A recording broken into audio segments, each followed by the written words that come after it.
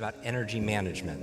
You know, time management is one thing, but really life should be about priority management. The one thing that's equal in this room, it's not your income, it's not your connections and network, it's not your education levels. Everybody has different, right, external. But the one thing that is constant is we all have what? 24 hours in a day. And so if you had, imagine every single morning your bank account, you all automatically, every morning when you wake up, there's extra $86,400 in there. And here's the thing, at midnight, whatever you didn't invest and use is gone. And that's how I look at time, right? We have 86,400 seconds in a day. And whatever you're not investing in it, into something for your happiness, for your health, for something that's gonna outlast you, then we lose it every single day. So priority management, the way I think about it is, the most important thing is to keep the most important thing, the most important thing. I'll say this again. The most important thing is to keep the most important thing, the most important thing. And when I'm talking about your energy is everything. And so people could zap your energy. We all need people in our life that encourage us. We all need people in life that challenge us. Does that make sense? Like if you're motivated to get in a great relationship, that's way too big, right? If you're motivated to start an online coaching business, right? That's a big thing. And that could be intimidating and be confusing. And the goal though is to take it into a small, simple step by asking yourself one question. What is the smallest action I could take right now that will give me progress towards this goal? The smallest action where I cannot fail. And how it comes back to energy is it requires very little effort and very little energy. And it helps piggyback on a principle of memory called the Zeigarnik effect. The Zeigarnik effect, there's a psychologist, her name was Zeigarnik, and she was in a cafe in Europe, and she noticed that the waitstaff would remember everyone's order until the order was delivered. And as soon as it was delivered, it's kind of like, have you ever taken a test, like you crammed the night before, you didn't study using any of these techniques, you just crammed it in your mind, and the next morning, nobody could talk to you because you don't want anything to fall out. And you can't wait to take the test, and as soon as you take the test, what happens to the information? It's gone. The mind doesn't like to have open loops. And so the waitstaff, what she realized, would remember all the orders because it was an open loop.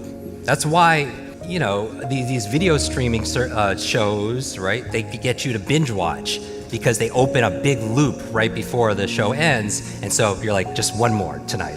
Just one more, one more video, right? One more, just fun. And then it's like 3 o'clock in the morning, and then you aren't doing anything that Dr. Bruce talked about in terms of your sleep, right? But it's meant to mentally hijack you, like fear does, right? And so the goal here to be motivated constantly, not in a hypey jump on chairs kind of way, is tap into your reason to do that task, make sure you have ample energy, using good, just lifestyle, biohacking, whatever gives you the energy, the food, the stress management, so on. And then finally, break that into something so small you can't fail. Because little by little, a little becomes a lot. A lot of people say, oh, I have a bad memory, right? They always think I have memory, or I have focus, or I don't have focus, or I have creativity, I don't have creativity. I want you to scrap that. Creativity is not something you have, it's something you do. Focus is not something you have, focus is something you do. Energy is not something you have or don't have, it's something you do. Memory is not something you have, it's something you do. And what's the benefit of turning it into a do, as opposed to something you have? What's the benefit? You have control over it, because you could put it into a process. It becomes a strategy, because there's a strategy for reading faster. There's a strategy for remembering names. There's a strategy for having focus. And it's a verb, not a noun, right? And so the goal here when we're talking about this, memory, for example, there's no such thing as a good or bad memory. There is no such thing as a good or bad memory. There's just a trained memory and an untrained memory. Does that make sense? Now, here's the thing. I grew up with these learning challenges. I had all these difficulties all through school, all through elementary, middle school, junior high, high school. I had all of these challenges. At the age of 9, I remember a teacher looking at me thinking I wasn't either smart enough to understand what she was saying or wasn't paying attention. She was talking to another adult, and she said, "That's the boy with the broken brain." And I was like, at 9 years old, right? And so those kind of identity issues, those beliefs, does that make a difference? Yes, right? And a lot of people believe that they can't do certain things. They could just never remember names. So I could teach them a strategy, but if the belief is not changed, what happens? It's not, because it becomes self-fulfilling. I remember running a marathon, and preparing for it, I read a chapter of one of the books, and it was on the psychology of running a marathon, right? The mental part. And it said this verbatim, word for word. It said, your brain is like a supercomputer, and your self-talk is a program it will run. So if you tell yourself you're not good at remembering names, you will not remember the name of the next person you meet because you programmed your supercomputer not to. Isn't that interesting? What I always tell people is this: you have to monitor your self-talk. Monitor your self-talk.